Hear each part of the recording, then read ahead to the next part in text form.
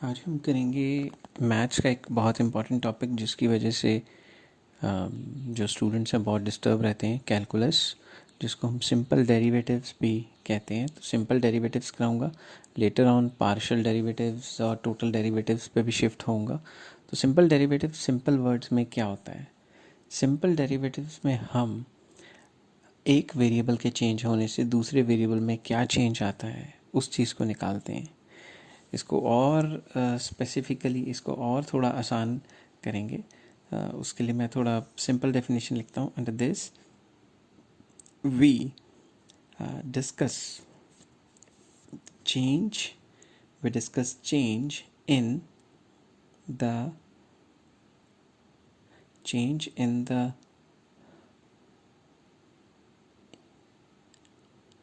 dependent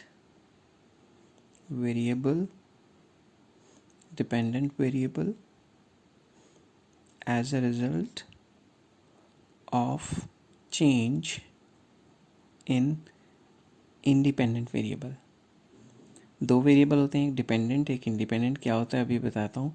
तो independent variable के change होने से डिपेंडेंट वेरिएबल में क्या चेंज आता है उसको हम डिस्कस करते हैं सिंपल डेरिवेटिव्स में। ठीक है, अब हम इसको और स्पेसिफिकली मैं आपको बताना चाहूँगा। Suppose y is a function of x, मतलब y डिपेंड्स अपॉन x। तो y क्या हो गया? Dependent variable. y is a dependent variable where as x is independent variable. x जो है वो इंडिपेंडेंट वेरिएबल है। इंडिपेंडेंट मतलब x की वैल्यू किसी पे डिपेंड नहीं करती, मगर x चेंज होता है तो y को असर करता है। तो बेसिकली डेरिवेटिव्स होते क्या हैं कि x के चेंज होने से y में क्या चेंज आया। जब भी x चेंज होगा y में कुछ ना कुछ तो चेंज आएगा। जो भी चेंज आएगा उसे हम डेरिवेटिव्स के अंदर मेजर करने की कोशिश करते हैं। तो अब हम चलेंगे मोर स्पेसिफिकली कि if there is any change in x, there will be the value of y will also change, the value of y will also change। अगर x में चेंज आया तो y की वैल्यू भी चेंज हो जाएगी, और जब y की वैल्यू चेंज होगी तो x में मतलब फ़र्क पड़ेगा। तो मतलब मैं उल्टा बोल रहा हूँ।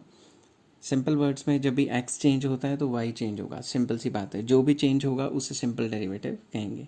तो डेल्टा x जब होगा, डेल्टा मतलब चेंज इन x होगा तो चेंज इन y होगा ही होगा। नेक्स्ट आ जाता है इसको और स्पेसिफिकली कि change in y as a result of change in x, मतलब change in y divided by change in x। तो मैं इसको फुल फॉर्म में लिख लेता हूँ। Change in y as a result of change in x। तो इसी को हम dy बाई डी एक्स कहते हैं। तो यही हमारा dy बाई डी एक्स है। तो dy by d x is nothing but change in y as a result of change in x। तो ये चीज़ आपने याद रखनी है। सिंपल सी बात है कि x के चेंज होने से y में जो भी चेंज आता है उसी को हम dy बाई डी एक्स कहते हैं। ठीक है, अब ये जो डेरिवेटिव्स हैं इनमें कई रूल्स आते हैं, लॉट्स ऑफ फार्मूलाज हैं इसके जो आपको याद करने पड़ेंगे। सारे फार्मूला बेस्ड ही चैप्टर है ये, और फार्मूले में आसान तरीके से एक्सप्लेन कर दूंगा।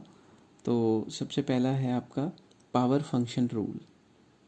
पावर फंक्शन रूल फार्मूले बहुत ज़्यादा है, मैं इनकी एक एक दो दो एग्जांपल तो दे दूंगा, उससे ज़्यादा दूंगा तो ये वीडियो 4 घंटे की हो जाएगी।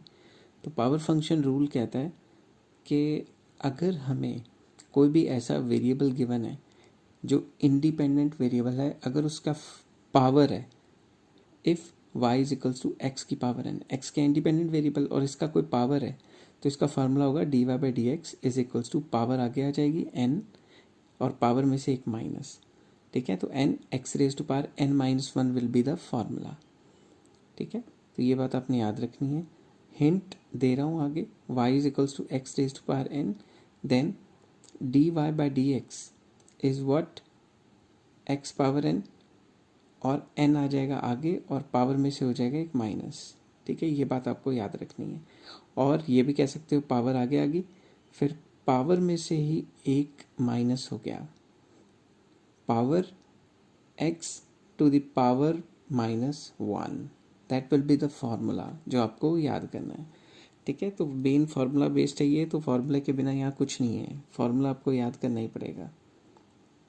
तो इसकी फ्यू एग्जांपल्स हैं जो कि मैं नेक्स्ट पेज पे आपको थोड़ी बहुत एक्सप्लेन करूँगा, बट ये कि ज़्यादा एक्सप्लेन इसलिए नहीं कर पाऊँगा कि अगर सारी एग्जांपल्स करने बैठ गया तो ये फार्मूला ये कोई 2 घंटे की वीडियो बन सकती है, 2-4 घंटे की। तो अब हम करेंगे फर्स्ट एग्जाम्पल, इसका एग्जाम्पल। तो suppose y is equals to x raise to power 2, तो इसका डेरिवेटिव निकालना है। तो मैं कलर चेंज कर लेता हूँ। इसका अगर मुझे डेरिवेटिव निकालना है dy by d x, it is equals to power आगे पावर में से एक माइनस हो गया, तो that will be equal to 2x, that will be the derivative. ठीक है, तो छोटा सा है, कोई दिक्कत वाली बात नहीं है, पावर आगे पावर में से एक minus. Take another example, y is equals to 1/x। तो जब भी इस टाइप का क्वेश्चन आए तो आपने ये देखना है सबसे पहले कुछ सिंप्लीफिकेशन हो सकती है कि नहीं, तो वी विल सिंप्लीफाई इट।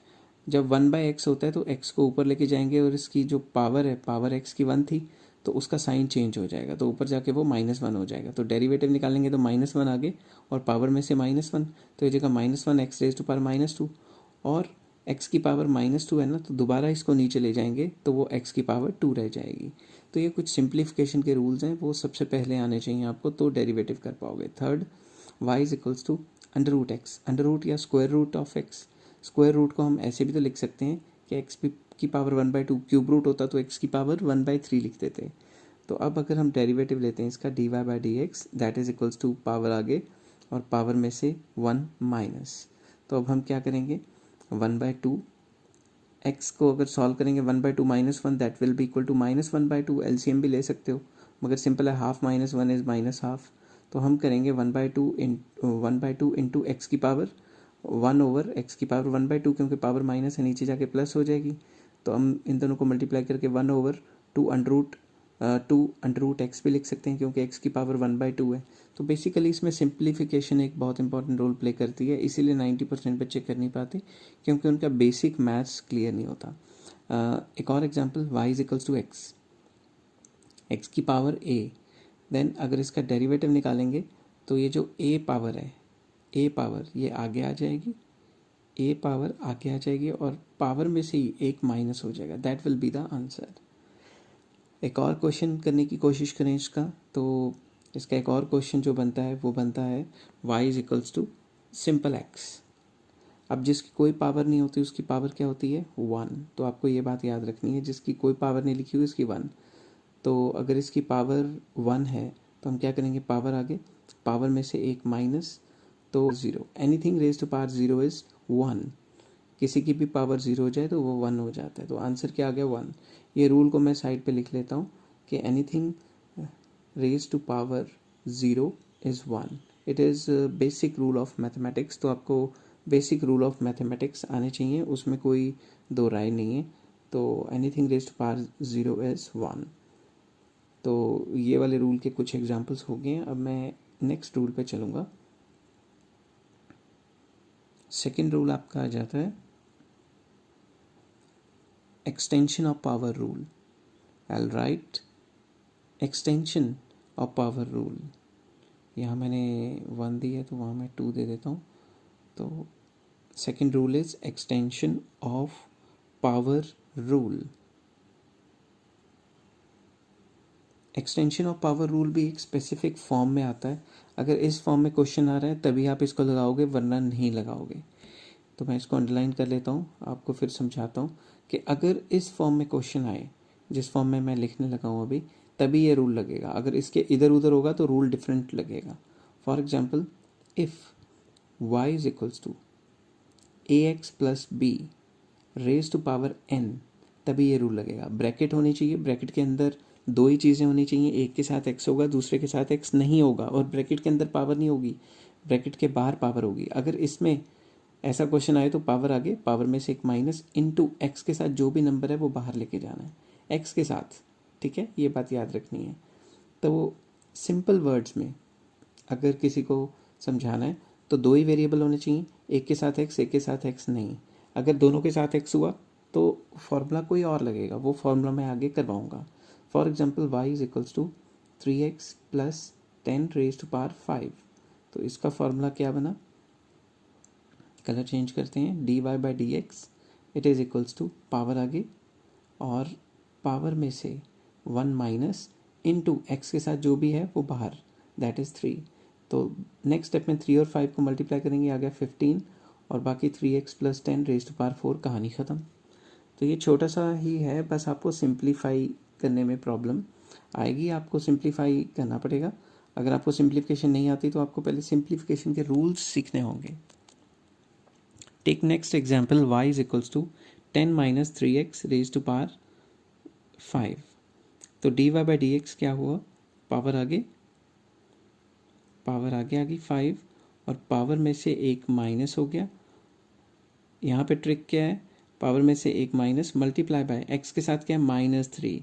यहाँ पे बच्चे 3 उठा के लिख लेते हैं, साइन साथ ही जाएगा तो गलती हो जाती है। -3 इंटू ये करेंगे 5 तो -15 हो जाएगा और पावर 4 रह जाएगी।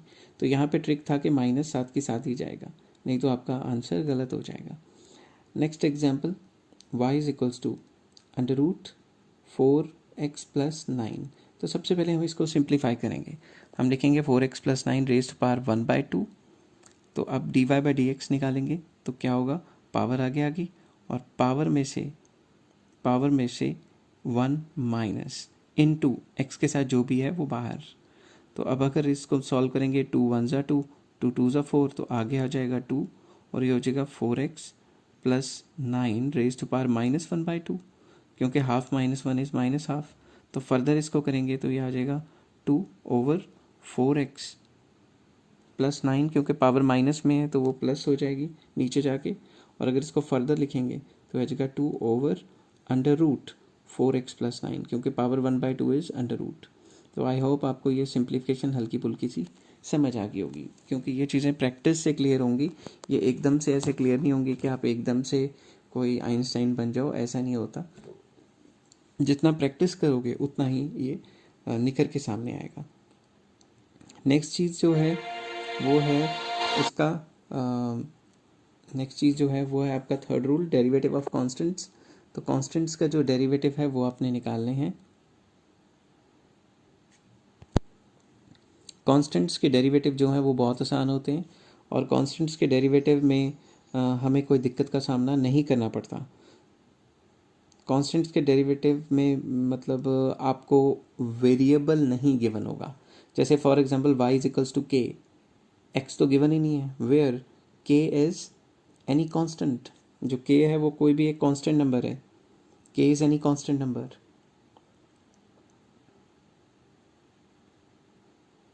Then dy by d x is equal to 0। Why 0 because कि x ही नहीं है इसमें। हम बेसिकली क्या निकालते हैं कि change in y as a result of change in x। तो अगर इसमें x ही नहीं है तो y में क्या चेंज आया, कुछ भी चेंज नहीं आया। तो example y is equals to 10 है और इसका डेरिवेटिव क्या है 0, क्योंकि इसमें x ही नहीं है। इसको इस तरीके से भी लिखा जा सकता है कि 10x रेज टू पावर 0, क्योंकि anything raise to power 0 is 1।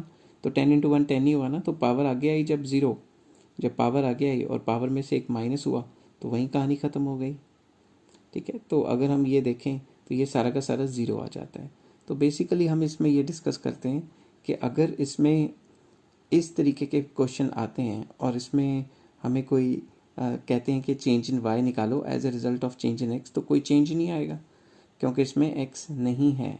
तो ये बात हमें हमेशा याद रखनी पड़ेगी कि जब x ही नहीं है तो y में चेंज नहीं आ पाएगा। तो इसको मैं साइड पे करके थोड़ा सा लिख लेता हूँ। Any change in x leads to या will not lead to change in y because there is no x, because there is no x in the equation. जब इक्वेशन में x ही नहीं है तो चेंज कहाँ से आएगा। तो इसमें यही चलेगा कि जब x ही नहीं है इधर तो चेंज क्या आएगा।